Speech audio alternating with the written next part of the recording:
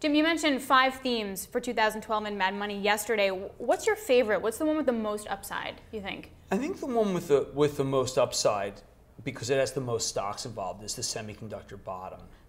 And that's important because we need to see, I think it's easy to say that, well, the fact that Europe's benign now, but my problem with that is that Europe's benign until it's not. So I don't want to just greenlight it. Stay at DEFCON 2 because Italy's got to raise a lot of money, although I think it's going to be fine. We still don't have a Greece reconciliation, but at least it's neutral, okay? The reason why I like the semiconductors is because, you got 15% of this market is tech, okay? And if you can get the banks, let's say the banks and tech are 30% of the market. Well, if you get them not to be a drag in 2012, you're going to be up substantially this year. I mean, that's what puts Cisco at 25. That's how Intel goes to 30. I mean, you need semis to be strong in order to be able to have a definitive tech move, and I think you could have it this year.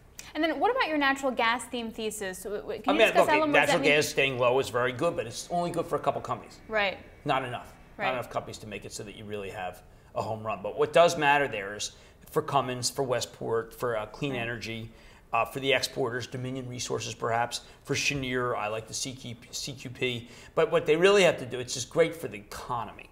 If we can do what President Obama is talking about. And by the way, since I'm a big fan of the master limited partnerships, it's great for those, particularly Kinder Morgan Partners, KMP. Don't forget the KMR if you want to be able to buy a stock and then reinvest the dividends and not have any problems with your IRA or need a 401k. You buy KMR. And last quick question, in terms of what's the safest theme? Would it be sort of consumer spending that we've seen improve slowly? Well, I mean, and they have the dividends? I think that the economy's getting better and the consumer is getting stronger and spending more. Tiffany obviously defied that. I'm wondering whether Tiffany doesn't have execution problems.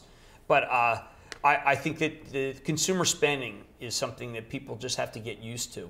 A lot of analysts are very quick to be negative here because they think that they're used to the mindset, look, we've had a 10-year bear market. Let's just call it that. The only way you made any money is if you reinvested the dividends in high-yielding stocks. It's been almost all the performance.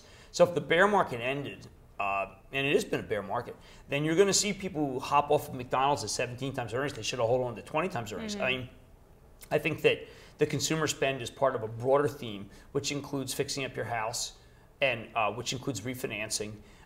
More liquid consumer is a better spender. Do you think we'll get an extension of the payroll tax cuts and unemployment benefits come after February, or is that a big risk? I think the Republicans just aren't going to do that. Republicans are obstructionists here. I mean, they're very anti-business. Is that a big risk then for the consumer spending cycle? No, because I think what happens is that we have a burgeoning underground economy.